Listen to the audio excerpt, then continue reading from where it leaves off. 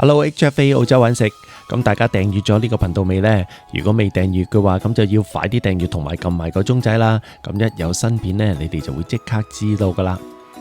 咁今日呢，又落到去華人區伊士活嗰度食個靚早餐啦。咁今次呢，就去呢間香港冰室。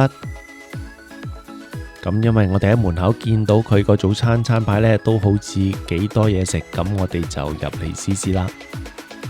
咁首先呢，就叫咗一個港式凍奶茶，原來佢係用樽仔裝噶。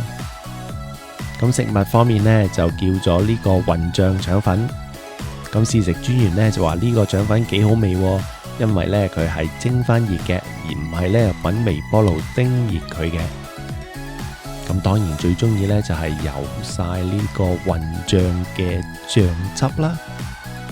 咁另外呢，再叫多一份呢特厚嘅三文治，咁個餡料呢，就係餐肉炒蛋啦。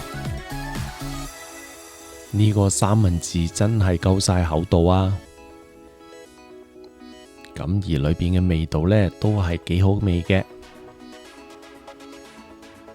咁當然呢，我就叫另外一個呢早餐 set 啦，就分別有一個炒蛋同埋兩塊呢厚多士，再有一碗細細嘅焗豆。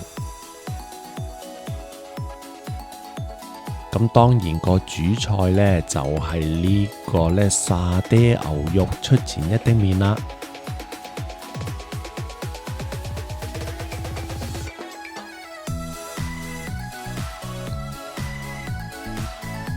咁一拎嚟呢碗麵呢，就聞到好香嘅沙爹味啦。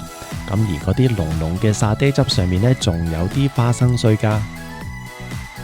當然見到呢，就係有啲紫洋蔥喺度啦。咁食呢個沙爹牛肉，當然要配呢個出前一丁麵啦。嗰啲牛肉呢，係有沙爹味好濃之餘呢，仲有少少辣味嘅。咁呢個就係佢哋嘅早餐餐牌啦。